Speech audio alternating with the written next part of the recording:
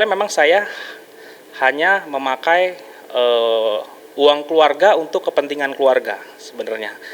Jadi yang di-up itu kan kesannya kayak saya mengambil sejumlah uang dan saya pakai buat judul ya. Makanya saya pas baca headline berita di sosial media itu saya cuma bisa ketawa sih sebenarnya ya. Padahal sebenarnya pada faktanya adalah saya mengambil uang keluarga untuk kepentingan keluarga, antara lain ya kayak bayar cicilan rumah gitu ya, dan juga kebutuhan keluarga yang lain gitu ya sebenarnya. Dan saya juga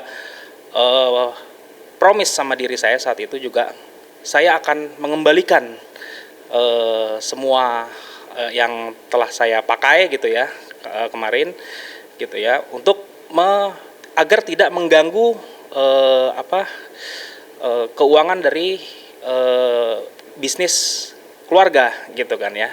Jadi dan alhamdulillah gitu ya, per Januari kemarin gitu ya, alhamdulillah per Januari kemarin saya dapat rezeki gitu ya, saya mengembalikan full semuanya, sejumlah uang tersebut yang menurut media berita-berita yang di up kemarin adalah sebesar 160 juta ya kurang lebih. Jadi itu per Januari kemarin saya sudah mengembalikan itu dengan full 100%.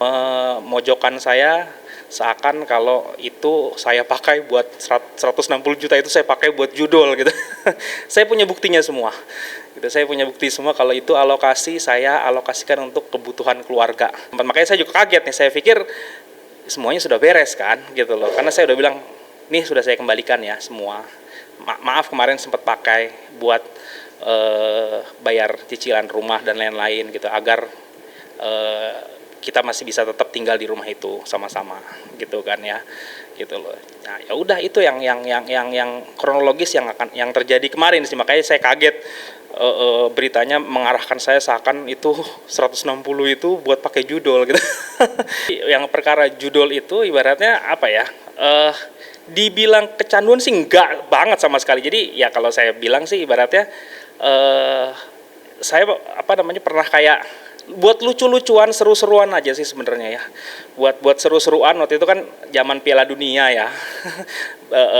ada bola ya gitu. Jadi ibaratnya cuman hanya lucu-lucuan, seru-seruan buat biar melek aja nonton bolanya kan ya. Sebenarnya sih ininya sih seperti itu sih sebenarnya sih. Jadi dan jumlahnya juga nggak seberapa, cuma berapa ratus ribu aja gitu yang dipakai buat itu juga cuma buat kayak ya iseng-iseng aja, tapi itu nggak menjadi suatu adiktif dan nggak menjadi sumber pencaharian, sumber mata pencaharian nggak di situ gitu ya. Itu cuma hanya ya begitu aja gitu loh, cuma sekedar kayak begitu aja, tapi tidak ada sedikit pun niat buat mencari nafkah di situ gitu. Dan tidak ada adiktif. Kalau adiktif kan kita main terus gitu kan, nggak berhenti, bahkan itu bahkan menjadi sumber penghasilan di situ kan. Nah di situ nggak ada, saya nggak mencari penghasilan di situ, dan saya juga tidak memakai uang dia buat itu gitu kan ibaratnya kan sebenarnya. Jadi purely memang yang 160 juta itu memang saya pakai banyak untuk kebutuhan rumah tangga gitu loh. Si Indra itu adalah sebagai kepala rumah tangga. Jadi tidak boleh kepala rumah tangga itu difitnah, diserang martabatnya, kehormatannya, apalagi di ruang publik. Soal rumah tangga, soal ruang privat. Jadi kira-kira kalau langsung di-up tentang kejelekan suami, itulah cederanya rumah tangga itu. Apalagi sudah dikembalikan, artinya sudah diganti uang keluarga itu. Berarti ini suami yang bertanggung jawab. Suami yang baik ini. Dunia akhirat dia bertanggung jawab. Nah justru saya melihat di sini ada cedera moralitas tuh yang dilakukan oleh seorang istri itu. Ya, moral kebohongan. Ya, moral fitnaan. Menyerang pribadi dan kehormatan suaminya sendiri. Wah, ini bisa arah ke pidana lama-lama ini. Ya, di samping itu kekerasan dalam rumah tangga diatur di Undang-Undang Nomor 23 tahun 2024, dan juga nanti bisa kena undang-undang ITE di pasal 27, 28 dan seterusnya, ya. Wah, ini bahaya. Makanya saya katakan ya melalui wawancara ini, saya ingin mewarning si Cikita. Saya ingin somasi Anda melalui media ini. Hentikan perbuatanmu. Kalau tidak, saya akan lakukan langkah-langkah hukum. Sejelek-jeleknya seorang suami, kalau bicara nominal, sampai hari ini, klien saya ini masih menafkahi, masih membayarkan semua kepentingan keluarga, khususnya untuk Cikita sendiri. Nominalnya sampai 20 juta sampai hari ini, masih berjalan. 20 juta. Itu bukan uang yang kecil. Ya, saya aja yang lawyer ini bisa 10 juta sebulan.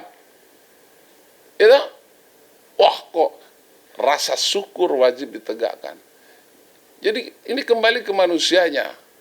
Makanya saya mau katakan, untuk adik Cikita, ya, tegakkan rasa syukur kepada Allah Subhanahu wa taala.